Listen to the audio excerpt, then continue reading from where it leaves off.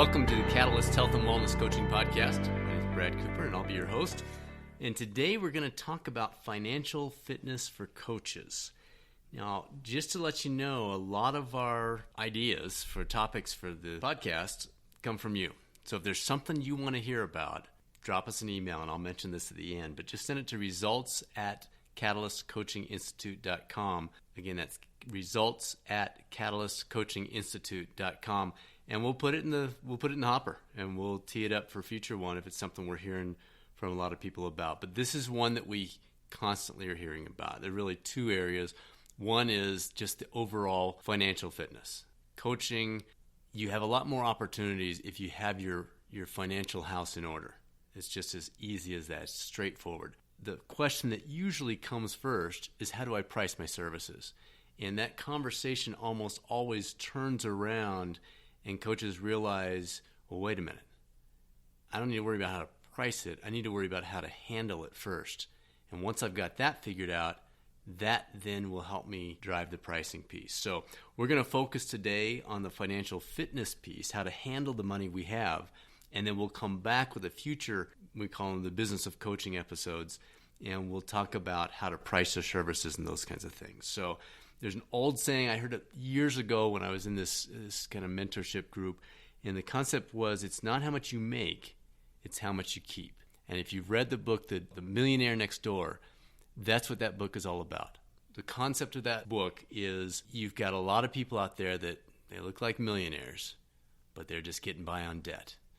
And you got a lot of other people that you'd never suspect are millionaires, just the way they're living, driving their cars into the ground, live in the same house for a decade or decades, but turns out they've learned how to handle their money much better. And so that'll really be the focus of this as we talk through financial fitness specifically for wellness coaches and how you integrate that in. So keep that in mind, and let's get started.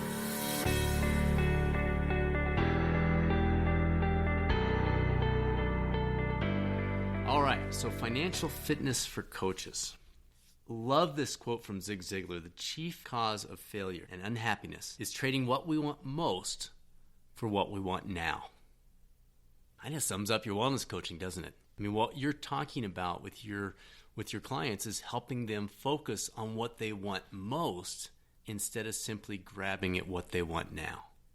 Well, the same thing's true in our financial fitness. It's so easy to get, not necessarily keep, but to get money. How many credit card offers do you get in the mail every day? How many loan offers do you get? How many random robocalls do you get from organizations trying to give you, in quote, free money?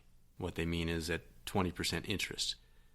It's easy to get short term, but we want to focus on the long term. We want to make sure that what we're looking at in terms of this is the long term. And so the very first concept I want to start you off with is what I call the 70-20-10 rule.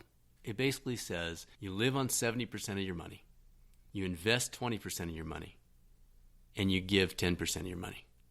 It's not a Brad concept. You've heard it before. There are different variations of it. Sometimes it's an 80-10-10, where you're living on 80, you're investing 10, you're giving 10. But whatever your numbers are, it's that concept of being consistent, of saying, regardless of where I am, I'm going to live on less than what I make. And those numbers may vary. The 70-20-10 may vary slightly from month to month or year to year based on the phase of life you're in and the things you have going on. But the general concept holds. You make a certain amount.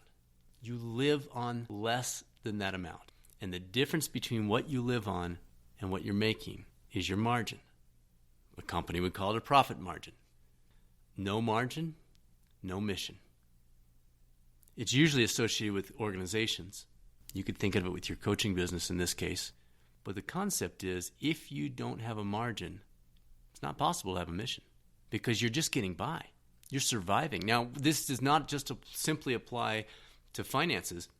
It's time, it's energy. It's one of the things that you're helping as a wellness coach, your clients create greater margin in their lives. As you help them build and improve sleep and energy and all these other things, they have greater margin. They're able to then give more to others. And I don't just mean financially, but volunteer and spend more time, more energy, more focus, all those other things. But in today's context, we're going to focus on that concept.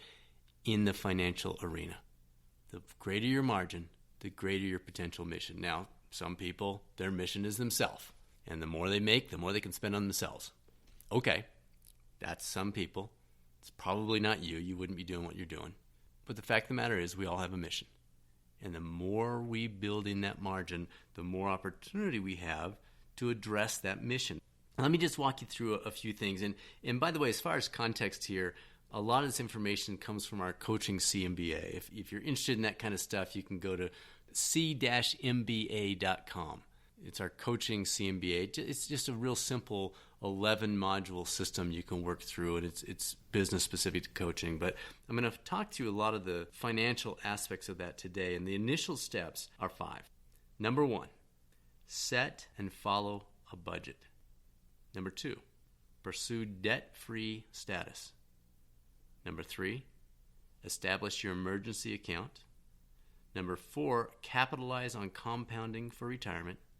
And number 5, model for the next generation. So let's start by talking about this personal budgeting idea. I know if you're anything like me, you're sitting there, you're squirming a little bit.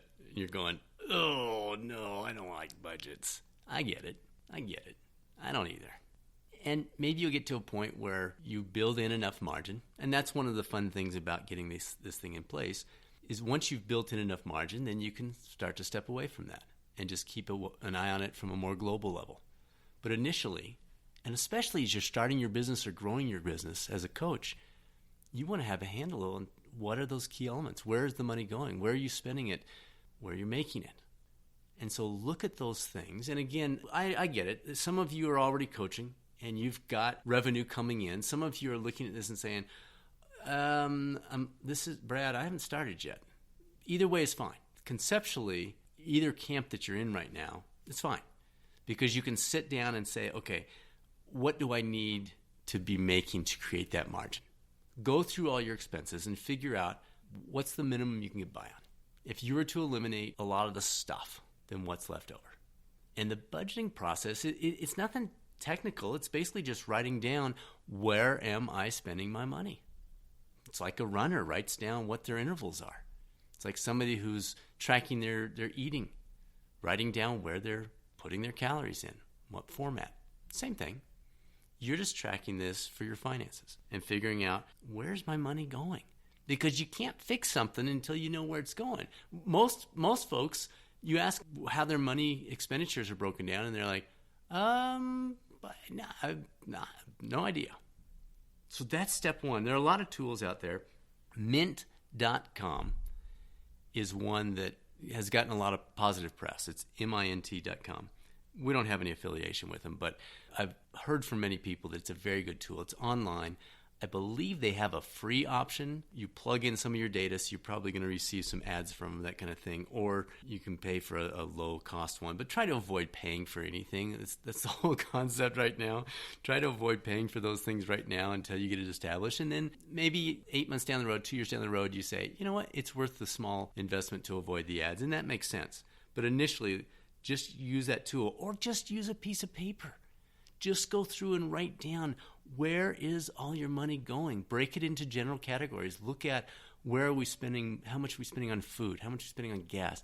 Do we have a car payment? Do we have a mortgage? Do we have school expenses? Do we have debt? Do we have, all these areas? Just jot them down and look at them and say, had no idea I was spending that much on coffee, or whatever the category is. So step 1, establish that budget. Mint.com is a nice tool, but so is a piece of paper. The key is consistency. Number 2, the envelope method. It's a very simple method. It's been around for decades, and it really works. Susanna and I used this early on in our marriage. Our kids use this. And basically, you just decide, how much am I going to spend in these optional areas? So you're not going to use an envelope for your mortgage. You're not going to use an envelope for electric bill.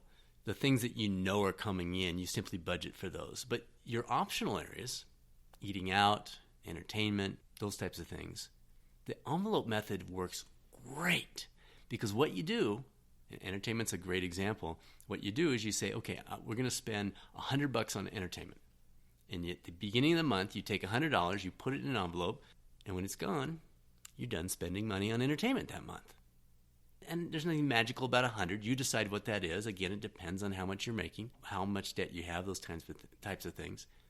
But you decide what that number is, and when the envelope's empty, then you know that it's TV and book time until the next month. The nice thing about the envelope method is, one, it's short term.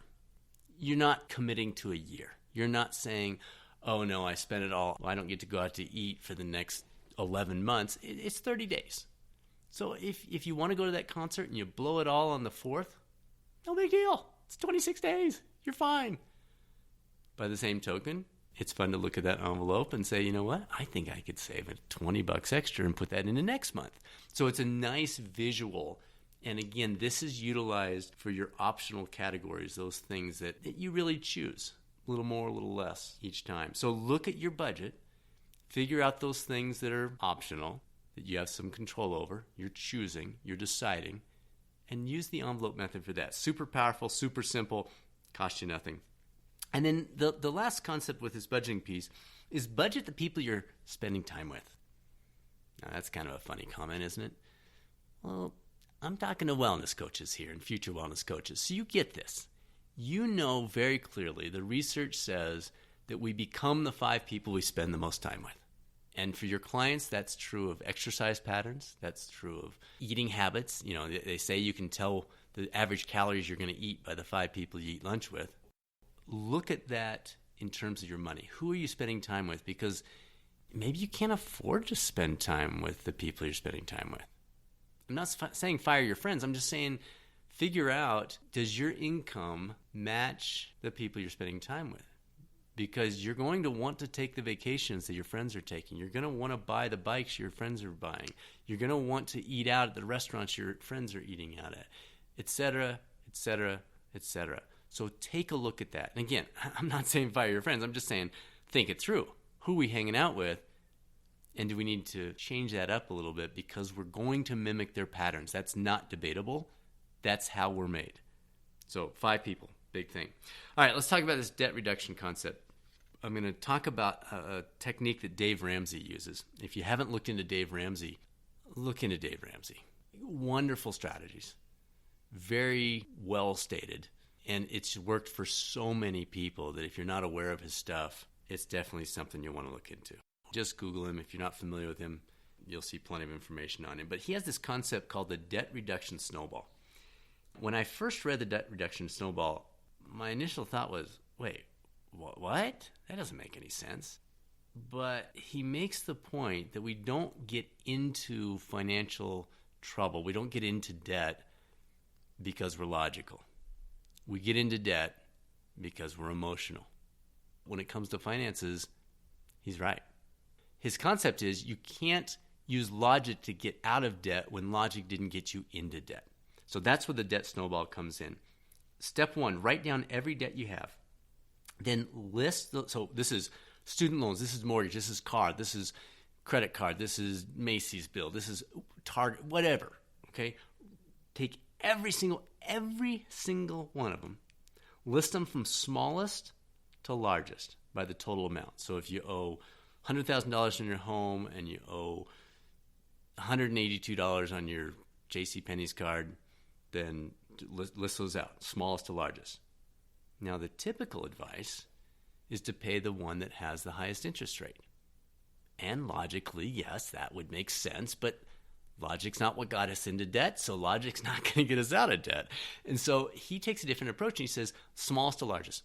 And then do every single thing you can, throw everything you've got at that smallest one until it's gone.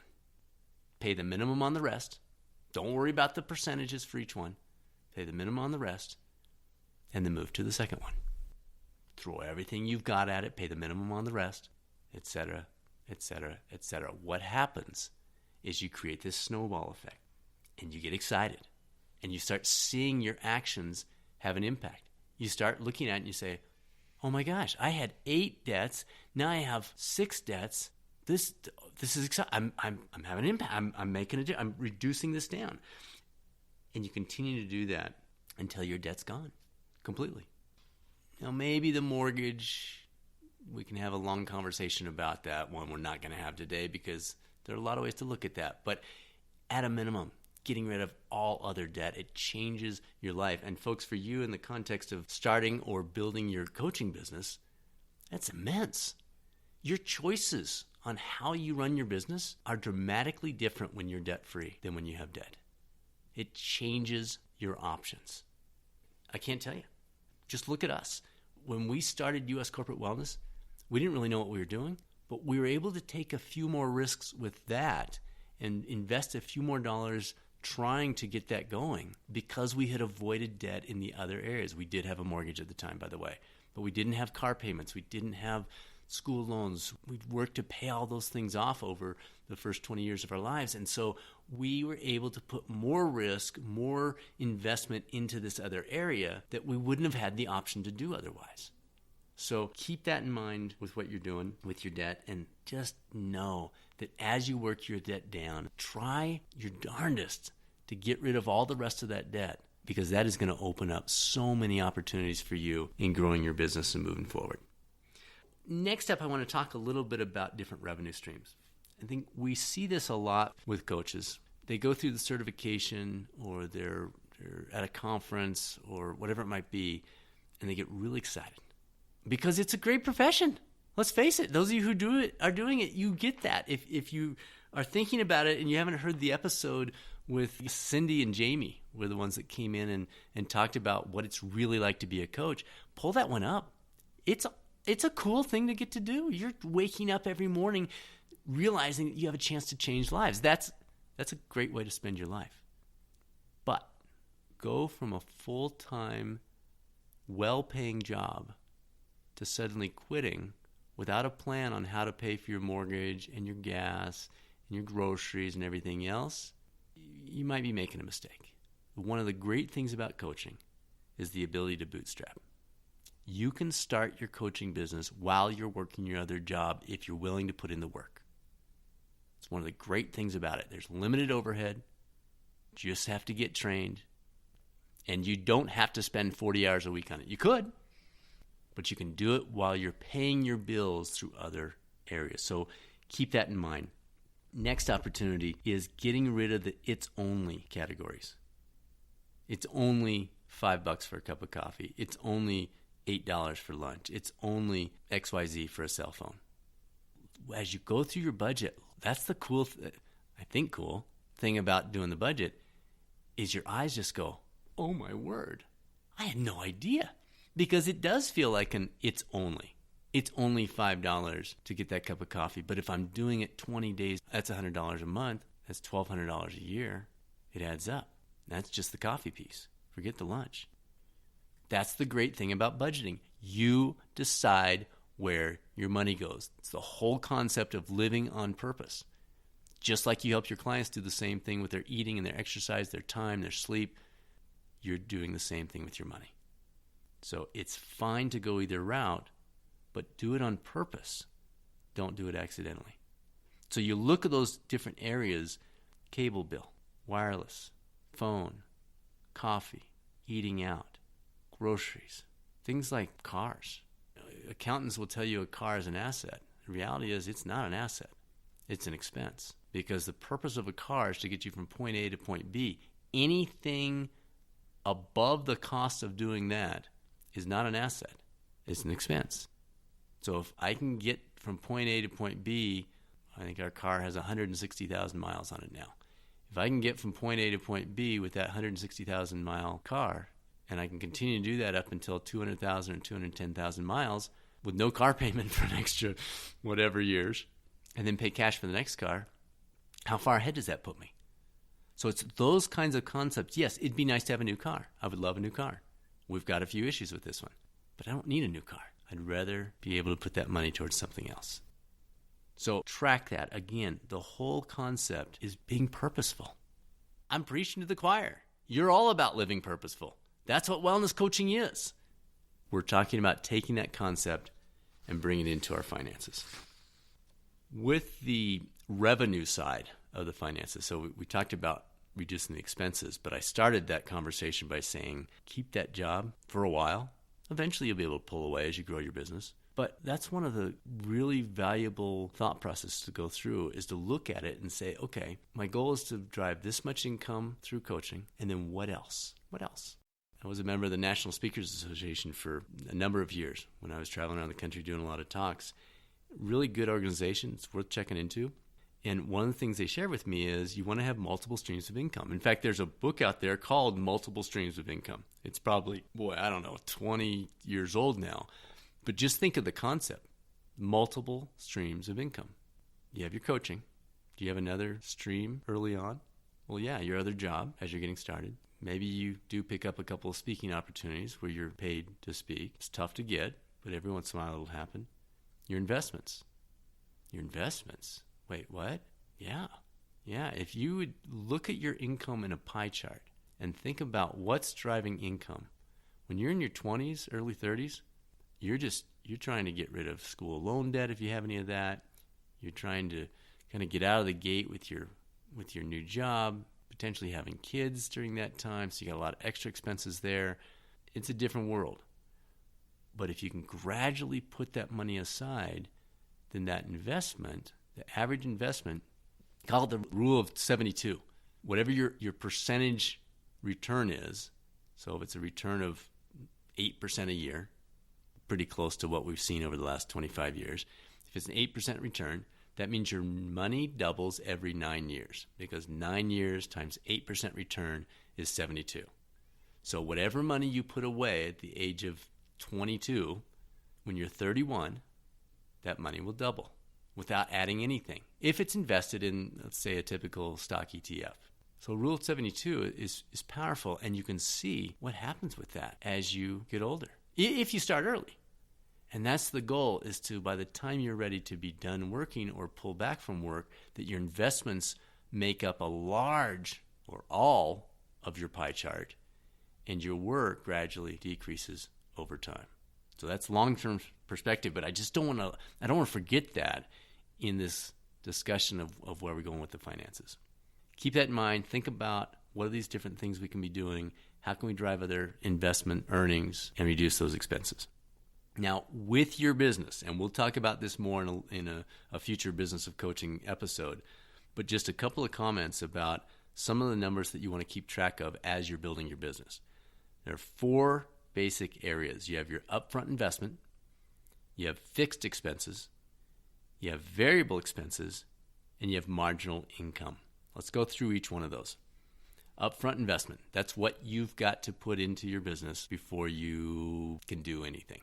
Probably the most obvious answer is you need to get certified as a wellness coach. So until you have that, you don't have a business. Okay? For a company, one of their upfront investments might be buying some equipment of some sort. These are things that you have to have before you can do anything. Okay? So they're up front. They're before you start any revenue. Fixed expenses, those are things that happen while you're running your business, but they stay static over time. So for a typical organization, that would be your lease. So you have a physical therapy clinic and you pay your monthly lease. The landlord does not come to you every month and say, oh, you had 300 clients, so you owe me more. Or you had 20 clients, so you don't have to pay as much this month. A fixed expense is the same month after month after month. You won't have too many of those. Now, you will have some. I'm not an accountant. I'm not giving you accounting advice or legal advice here, but some small business owners might find that you can have your cell phone may become a business expense. If that's true, if your accountant tells you that, that would be an example of something that would be fixed. That's going to be a constant expense whether you have 2 clients, no clients, or 100 clients. That number is going to stay the same. So that's one category. The variable expense, those are the things that change as your clients grow. So this might be, we have a portal that you can rent. You lease it by the number of clients you have. So you would pay slightly more. You pay an extra $5 per month for each of those clients that you're working with. So something like that would be a variable expense. If you have 3 clients, you're paying a very small amount. If you have 100 clients, you're paying a larger amount. But on a per client basis, your variable expenses remain the same or potentially go down as you grow your business. You have fixed expenses, flat. Variable expenses go up and down based on your clientele. And as a coach, you generally, especially early on, want to lean towards more variable expenses because it reduces your risk. The last thing I mentioned is marginal income. This is the income you make on your next client to walk in the door. And that is a really, really important concept to keep in mind because most people look at average. They'll look at it and say, oh, I have 10 clients. I charge this much per month. And we'll get into that in a future episode, by the way. I know those questions are coming. I charge this much per month. When I take out my expenses, I average this much income per person. Not a bad thing to know. Definitely worth looking into, but it's almost more important to know your marginal income. Marginal income is the amount you make on the next client to walk through the door. So what that does is it builds in your fixed and your upfront expenses in your first, 10 clients. And then on your 11th client, how much you're making, because that will help you price things more effectively over time.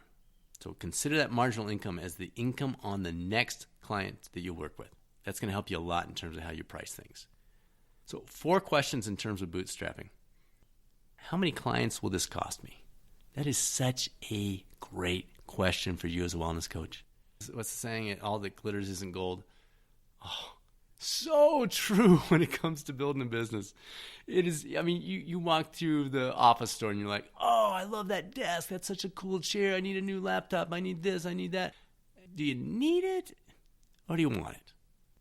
Ask yourself, based on our last comment, that marginal income, how much do you make? What is your profit margin? What is your margin on the next client that you work with? Is it $10 a month? Is it $50 a month? What is that number? And then based on that number, how many clients will it cost you to buy that item? And instead of thinking of things in dollars, think of it in terms of client months. So if you're charging your clients by the month, and that's one of the things we're going to encourage you to do in the pricing discussion, but if you're charging your clients by the month, how many client months will it cost you to buy that laptop? How many client months will it cost you to buy that desk chair? You get the idea? So you're not thinking in terms of dollars. Yes, still think in terms of dollars, people. That's the best way to go with your budget. But when you process it in your brain, think about it in terms of how many clients will this cost me? Now, the second thing is very closely related to it. It's the difference between saving money and a reflection on your business. Yes, you want to save money, but you're building a brand. What's that brand look like to your client? Now, don't go down the stupid path here. Rationalization is a wonderful tool. I am great at rationalization, but it's not real effective. And it's easy for me to say, oh, yeah, I totally need that so my clients, think I'm more respectable or whatever. Dude, seriously, let's focus on the basics first. Make sure we're credible as a coach. Let's run down the path of the CWC certification or the ICHWC National Board Exam. Those 2 elements by themselves go so much further than anything else you can do. But don't ignore the other pieces. When you go out to speak, do you have a professional-looking handout that you leave behind? Do you have a good-looking business card? Have you looked at your signature line on your email? Does your email match your website? So it's not brad@aol.com or brad@gmail.com, which is fine if I'm working with friends and family doing coaching, but if I'm actually running a business, not real good. So those are the things that you want to keep in perspective of what's reflecting on a business and what am I harming by trying to, in quote, save money. Tied into that is keeping the key elements in perspective. One of the big financial discussions we had early on with U.S. Corporate Wellness was the URAC accreditation. It's a national accreditation. It's an organization that oversees wellness companies. And there were only a handful of organizations that had gone through this, and it's really expensive. It costs tens of thousands. I'm not saying you should do this, by the way. Not now. Maybe it's something down the road. But it costs tens of thousands of dollars just to have them come and look at you. And we looked at that and said, we're really small. We don't make a lot of money. Should we really invest that kind of money? And we decided that our goal, again, our company name, was U.S. Corporate Wellness. Our plan was to provide employee wellness programs for organizations nationally. So we decided, yeah, that's a route we need to go. And we've continued doing that. Now we've been accredited for 10 years. I'm not saying you should be URAC accredited, but when it comes to pursuing things, it's worth the extra investment. I guess the best example for most of you would be that national board exam through the ICHWC. It costs you money. Not a lot, but it costs you money. It costs you time more than anything, and effort and energy. but it's going to be worth it to you as a professional. Don't go so far down the path of, I got to save money, that you miss building a great business. Last comment on this, and then I'll kind of tie things up, is ask yourself if you've done your part before you try to buy results for your company. I can promise you, because it happens every day to us, you're going to have a lot of people knocking on your door telling you how they can bring clients to you. Advertising, sponsorship, features in newspapers and magazines and talk shows and all this stuff for the low price of whatever. Folks, have you done your part first? Once in a while, those things are worth doing. We've started investing a lot more in SEO because that's important. The Catalyst Coaching Institute, the only way people are going to find it, generally, is online. If we don't have an online presence, you're not going to find us. So we've decided we need to invest there. But the other 17 options that people call me with every week, we could spend endless dollars, but until we're doing our job, until we're writing the blogs, doing the speaking engagements, etc., don't even think about spending money on those things. So I just want to encourage you, don't try to buy the things that you can do first on your own. So that brings us to the end of this episode of the Catalyst Health and Wellness Coaching Podcast. Again, as I mentioned out of the gate, many of the topics we get are requests from you directly. So if you've got ideas, send them our way. results@catalystcoachinginstitute.com. We'll keep that list going, and we'll keep rolling these things out based on what we're hearing from our listeners. There are also a lot of resources around this topic and others under the special reports page on the catalystcoachinginstitute.com website. But please, if there's something that's missing, let us know. The reason this podcast exists is to help you grow your coaching business, to become more effective as a coach, and to live the life that you're wanting to live. So that gives you some ideas of how you can bootstrap out of the gate. Again, the focus of this podcast today is getting our financial house in order. Once we reduce that debt, once we improve those margins, we can live the mission that we want to live. It just simply gives us more options. So we'll come back and do additional episodes on the marketing piece and how to price your coaching services and that kind of thing. But before you worry about those things, put a big emphasis on getting the financial house in order, getting your arms around being purposeful in every aspect of how your money is treated.